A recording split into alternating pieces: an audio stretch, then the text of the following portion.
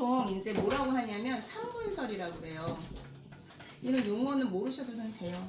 근데 이제 보통 우리가 이제 그 장로교 교리에서는 2분설이 이제 맞다 이렇게 얘기를 하는데, 저는 이거를 설명하려다 보니까 2분설보다는 3분설이 이해하기가 좀 쉽다. 이제 그래서 저는 좀 요 개념으로 설명을 할게요. 그런데 이제 2분설은 어떻게 나뉘냐면은 영혼과 육체 이제 이렇게 나눠요. 그런데 이제 제가 설명을 하려고 할 때 이걸 같이 묶어버리면은 이제 영적인 부분과 혼적인 부분을 설명하기가 조금 부족해서 저는 요 세 개의 단계로 그렇게 나눠서 설명을 할게요. 자, 영혼육을 어떻게 보시면 되냐면, 자, 인간은요 어떤 행동을 합니다. 그렇죠? 우리 눈에 보이는 건 그 사람의 행동이에요. 이거 어떻게 볼 수 있냐면 이제 삶적인 부분 이렇게 볼 수가 있어요. 근데 인간이 행동하기 전에 전 단계에 거치는 게 있어요. 뭐냐면은 생각과 마음의 영역이 있어요. 이건 사실 보이지 않죠. 근데 사람은 행동하기 전에 여기서 사고의 과정과 사고와 감정의 작용을 거쳐가지고서는 판단을 내려서 행동을 하는 거예요. 그런데 그 전에 이 생각과 마음의 전 단계가 있다는 게 인간이 영적인 존재라는 의미예요. 즉, 영이라는 부분이 인간에게 있어서 이 영은 뭐냐면 하나님과 접촉점이라고 이해하시면 조금 쉬워요. 하나님과 내가 만나는 어떤 부분이 있는데 사람 깊은 곳에 보이지 않지만 이 영이 있다는 거예요.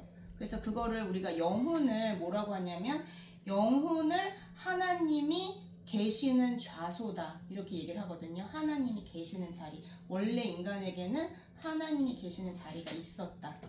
그런데 이제 타락한 인간은 자리는 있는데 하나님이 없는. 그런데 이제 아담은 그 자리를 하나님 만들어 주셨고, 요 영적인 기능을 통해서 하나님과 접촉하고, 하나님부터, 여기서부터가 중요해요. 하나님으로부터 말씀, 이게 메시지라고 보시면 돼요.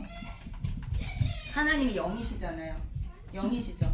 그런데 하나님을 요한복음이나 다른 데 보면은 뭐라고 정의를 내렸냐면, 하나님은 말씀이시다, 하나님은 빛이시다, 하나님은 사랑이시다 그랬죠.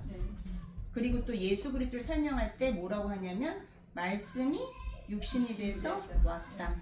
그래서 이제 뭐 어떻게 기억을 하시면 되냐면, 어떻게 이제 좀 생각하시면 쉽냐면요, 제가 이제 영이 되게 어려워서 1기, 2기, 3기를 거치면서 저 나름의 쉽게 지금 설명을 드리는 거예요. 자, 하나님은 영이세요. 영은 말씀이에요. 그래서 영은 말이다 이렇게 개념을 잡으시면 좀 쉬워요. 네. 그래서 하나님은 영이시고, 하나님은 영이라는 건 말씀이시고, 이 말씀은 또 예수 그리스도를 의미해요. 말씀의 핵심은, 말씀에서 뭘 말하고 싶은 거냐? 예수 그리스도를 말하고 싶은 거거든요. 복음을. 그래서 하나님, 영은 말이고 말씀이고 그리스도다. 요게 영의 개념의 하나예요. 또 하나 성경을 통해서 영의 개념을 가르쳐 드릴게요. 영은 아까 목사님도 얘기했는데 생각이다. 요걸 가르쳐 드릴게요. 자, 요한복음 13장 2절 펴시고요. 한 분은 역대상 21장 1절을 펴보세요. 그래서 먼저 찾으신 분이 크게 천천히 읽어주세요. 자, 요한복음 13장 2절.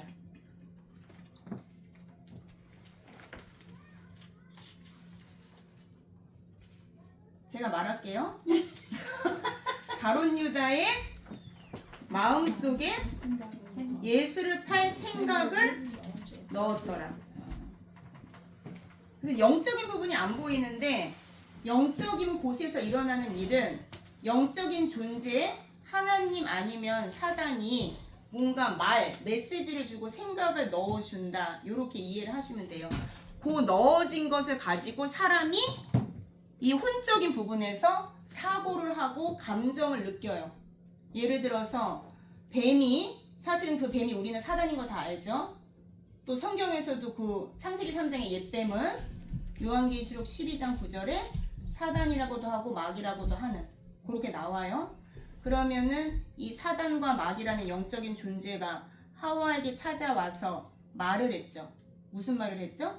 선악과 먹지 말라고 했냐? 그러니까 하와가 아니 먹어도 된다고 했다. 근데 다른 거 다 먹어도 되고 선악과는 먹어도 된다고 말 안 했지. 다른 거 다 먹어도 되고 선악과는 먹지 말라고 했다. 먹으면 죽을까 하노라. 그렇게 얘기를 하잖아요. 그때 뱀이 뭐라고 하냐면 절대 죽지 않는다. 이렇게 얘기를 하잖아요. 하나님은 어떤 말씀을 주셨냐면 선악과를 먹으면 반드시 죽는다. 이게 메시지예요. 그런데 뱀으로부터 나온 메시지는 뭐냐면 그걸 먹어도 죽지 않는다. 이 메시지가 두 개예요. 그러면 하와가 하나님께 들은 메시지가 있어요. 그 메시지를 들으면서 생각하고 느끼고 행동을 했겠죠. 이제까지 안 먹었어요. 먹고 싶지도 않았어. 그런데 어느 날 뱀이 찾아와가지고 그 메시지를 띡 던졌어요. 그러면 사람은 영적인 접촉이 일어났을 때 메시지가 들어왔을 때 사고하고 느낀다는 거예요. 그러면 하와는 뭘 생각했다는 거예요? 뭘 느꼈다는 거예요? 선악과를 따먹었다는 행동에 기반해서 하와에겐 어떤 사고와 감정의 작용이 일어났을까요? 먹으면 어떻게 될까? 죽까 근데 살까? 이 결론은 먹었어요. 먹었다는 걸 기반으로 해서. 먹어야지. 일단 생각적인 부분에서는 먹어도 죽지 않는데 안 죽네. 안 죽나? 그리고 이거 먹으면 하나님처럼 된다는데? 그러면서 사람이 생각을 하죠. 나 하나님처럼 되고 싶다.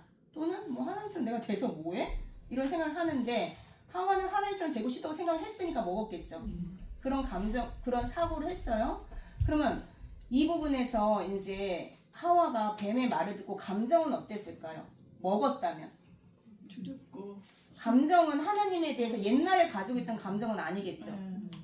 옛날에는 하나님에 대해서 전적으로 신뢰하고 사랑하고 이랬다면 먹었다는 건 뭐 하나님 뭐야? 자기만 혼자 하나님 되고 싶은 거야? 내지는 뭐 배신감. 왜? 이게 먹어도 되는 거고 먹으면 하나님처럼 될까봐 먹지 말라고 하셨다고? 이걸 받아들인 거잖아요. 그걸 믿은 거잖아요. 그럼 감정에 뭐가 일어나요? 뭐 화나고 배신감 느끼고 이러잖아요.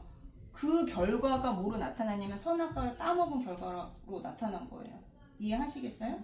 이건 3장에 가서 더 자세히 하고. 그러면 맨 처음에 아담과 하와에게는 어떤 메시지가 있었냐? 하나님의 영이 아담에게 말씀을 하셔서 메시지가 주어지면 아담은 생각과 마음을 거쳐서 이제 행동을 했다. 이렇게 보시면 돼요. 그러니까 우리라는 존재는 영하고 마음은 안 보이지만 보이지 않는 영역에서 되게 많은 작용이 일어나요. 그래서 우리가 이제 영혼의 중심에 뭐가 있냐 했을 때 그게 마음이라고 그래요. 영혼의 중심에 마음이 있다. 그래서 마음이 상하면 육신까지도 질병이 오는 거예요. 그래서 잠언 4장 23절에서는 생명의 근원은 마음에서 납니다. 그래서 하나님이 우리의 마음과 생각을 지켜주신다. 그러니까 인간이 나타난 건 이거지만 이 부분이 굉장히 중요한 거라는 거죠.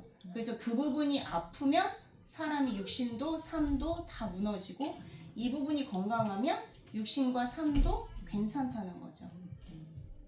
그럼 이제 영을 좀 이제 이해하셨을까요? 요거까지 하나 더 볼게요. 그러니까 이제 영이라는 게 마음에 어떤 생각이 들어오는 거예요. 그 다음에 사고하고 막 감정을 느끼는 건 이 마음에서 일어나는 거예요. 자, 그러면 역대상 21장 1절 누가 찾으신 분 있으실까요?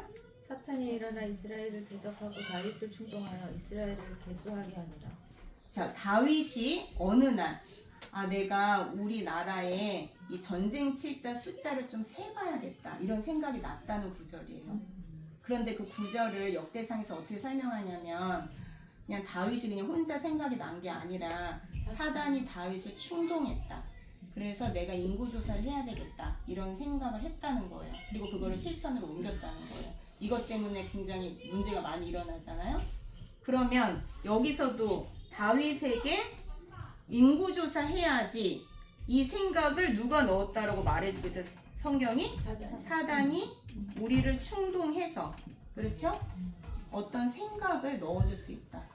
이렇게 보시면 돼요. 영을. 앞으로 이제 영에 대한 부분은 많이 계속 얘기를 할 거니까 오늘 다 얘기하면은 오늘 이제 2시간 넘으니까 안 돼요. 그래서 여기까지만 할게요. 자, 그럼 요거 이해하세요? 자, 영은 하나님과의 접촉점이에요. 근데 맨 처음에 하나님이 인간을 만드실 때는 뭘 주셨냐? 하나님과 인간이 접촉할 수 있게 인간에게도 영을 주셨다는 의미예요. 그래서 우리가 하나님의 형상할 때 첫 번째 의미는 영적인 존재로 만들어졌다는 거예요. 그래서 우리가 그 말이 있죠. 예배하는 자는 신령과 진정으로 예배할지니라. 그래서 하나님을 예배하는 거는요, 성령, 하나님이 주신 성령이 없으면 하나님의 진리인 말씀을 깨달을 수가 없습니다. 그래서 예배가 안 돼요. 그래서 이렇게 다 왔는데 어떤 사람 오늘 너무 말씀 너무 좋지 않았는데 어떤 사람 그 말씀 계속 좋은 사람 있잖아요. 그래서 일단은 성령 받은 사람들 중에서도 좋을 수 있지만 성령을 안 받은 사람은 하나님의 말씀을 하나님의 의도대로 깨닫지 못해요. 어떤 이렇게 우리가 좋은 강자처럼은 느낄 수 있어요. 왜냐면 사람이 지정의는 있으니까 사고를 하잖아요. 그러니까 어떤 걸 듣고 목사님 얘기 듣고 어떤 사람 되게 좋은 말이다 이렇게는 들을 수 있지만 하나님이 그 말씀 속에서 의도하시는 바를 깨달을 수는 없어요. 성령이 없으면. 그럼 맨 처음 아담은 하나님이 성령을 주셨다는 겁니다. 하나님의 영을 같이 나누어 주셔서 접촉이 되게 하셨다는 거예요. 즉 하나님이 아담에게 말을 하면 메시지를 하면 아담은 그걸 알아들을 수 있도록 깨달을 수 있도록 그걸 우리가 뭐라고 하냐면 하나님은 자신을 인간에게 계시하신다고 하거든요. 그분이 안 보이시기 때문에 자기를 뭔가 가르쳐줘요. 그런데 아담은 어떤 상태로 창조됐냐? 하나님이 자신을 아담에게 계시하실 때 이렇게 이해하고 깨달을 수 있는 존재로 맨 처음부터 창조하셨다. 이렇게 보면 돼요. 동물과 다릅니다. 동물은 이 기능이 없어요. 예. 자, 그러면 영적인 존재로 만들었다는 건 어떤 거예요? 하나님이 인간에게 영을 주셨다. 그 영은 성령이라는 거죠. 그래서 여기서 중요한 왜 주셨냐가 중요해요. 왜 주신 거예요? 소통하기. 그렇죠.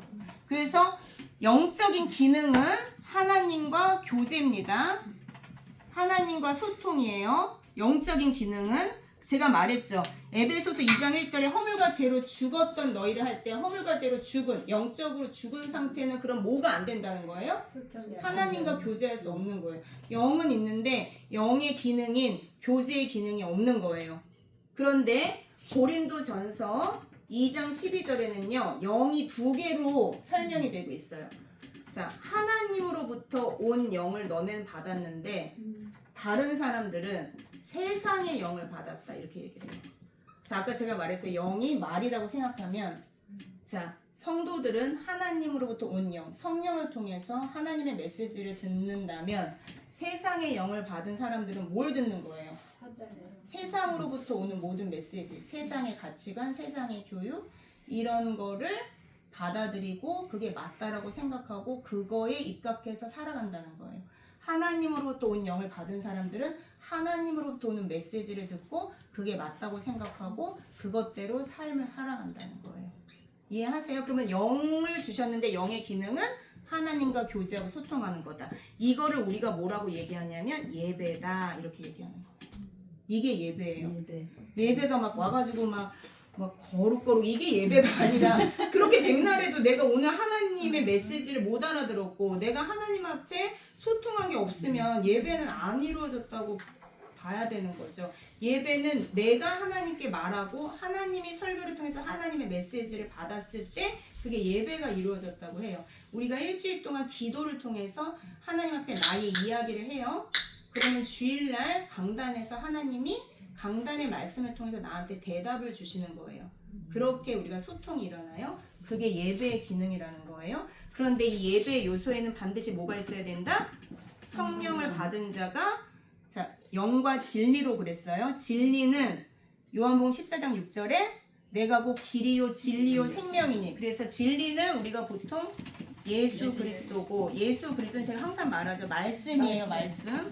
그러니까 예배의 요소에는 이 2가지가 반드시 있어야 된다. 성령 받은 자가 선포되는 말씀을 듣고 하나님의 뜻을 깨닫는 작용. 이게 예배예요. 그러니까 성령 안 받으면 사실은 말씀을 깨달을 수 없습니다. 뭐 이런 쪽으로는 좋은 이야기로 들을 수는 있죠. 자, 그럼 영적인 존재라는 거 이해하셨죠? 왜 영적인 존재로 만들었는지도 이해되시죠? 네. 왜냐면은 하나님의 대리 통치자로, 하나님이 왕이신데 거의 왕적인 존재로 하나님이 만드신 모든 세계를 하나님의 뜻에 맞게 통치하고 다스리려는 존재로 만들었기 때문에 영적인 존재로 만든 거예요. 그 다음에 두 번째는 하나님의 자녀로, 관계가요. 우리가 그럴 수도 있잖아요. 하나님이 하나의 나라를 건설했는데 내가 매니저처럼 인간을 만들 수도 있잖아요. 관계를 형성할 때 나는 주인이고 너는 매니저다 이럴 수도 있잖아요. 사실 그게 사실 조금 더 그렇잖아요. 더 이렇게 맞잖아요. 세상의 논리는. 그런데 하나님이 인간을 만들 때 매니저가 아니고 나는 너의 아버지고 너는 나의 아들이다, 자녀다. 그러니까 아버지와 자녀 관계로 만들었다는 거예요. 세 번째는 요거는 다 이해하시죠? 하나님이 왕이면 자녀인 우리 인간은 뭐예요? 왕 같은 존재죠. 그래서 베드로전서 2장 9절에 너희는 왕 같은 제사장이요. 그게 그 말이에요. 예. 자, 그래서 네 번째는 요런 기능을 하기 위해서 하나님이 하나님과 닮게 만든다고 했을 때 하나님이 가지신 속성 중에 요거를 주셨어요. 지식과 거룩과 공의. 자, 자세한 설명은 저기 아까 보고 보면서 할게요. 그러면 요거는 뭐랑 관련이 있냐면 역할과 관련이 있습니다. 지식을 왜 주셨냐, 거룩을 왜 주셨냐, 공의를 왜 주셨냐 했을 때 지식은 선지자 역할을 하라고. 어디를 향해서? 하나님 만드신 모든 세상을 향해서 아담은 처음부터 선지자 역할을 하도록 창조된 거예요. 여기서 또 이제 아담이 그렇구나 이러시면 안 되고 여러분이 구원받았고 하나님의 형상이 회복됐다면 여러분도 이 세상을 향해서 선지자의 사명을 감당해야 돼요. 되게 부담스러우신가요? 근데 이게 알게 되면 부담스러운 게 아니라 엄청난 특권과 권세라는 걸 알게 되세요. 그 다음에 거룩을 왜 주셨냐? 아담에게 제사장의 역할을 주신 거예요. 그 다음에 공의, 의는 아담을 왕으로, 통치자로 그렇게 사명을 주신 것이고 그거를 하기 위해서 이런 역할을 하기 위해서는 반드시 지식과 거룩과 공의가 필요하다. 그래서 하나님의 형상을 이렇게 정리를 하시면 됩니다. 그리고 우리가 구원은 하나님의 형상이 회복된다라고 그랬어요. 고린도 후서 4장 4절에 저희가 이제 지난 시간에도 했는데 왜 진짜 복음은 그렇게 안 받아들이고 다른 복음은 잘 용납하고 받아들이냐 그랬을 때 이 세상의 신이 믿지 아니하는 자들의 마음을 혼미케 해서 그리스도의 영광의 복음의 광채가 비추지 못하게 한다고 했잖아요. 그러면서 뒤에 나오는 말이 뭐냐면은 그리스도는 하나님의 형상이라 이렇게 나와요. 그러면 그리스도는 무슨 개념이냐면 직분의 개념이에요. 예를 들어서 목사님, 사모님, 대통령 무슨 역할을 하는가. 그러면 이 그리스도는 직분의 개념이라고 했을 때 하나님의 형상 안에는 뭐가 의미가 담겨 있냐면 선지자, 제사장, 왕이라는 역할이 담긴 게 형상의 의미라는 거예요. 어려우신가요? 아니요. 어렵지 않죠? 네, 그럼 이제 교재를 보면 더 쉬워져요. 일단 요거를 큰 틀로 먼저 그만하세요.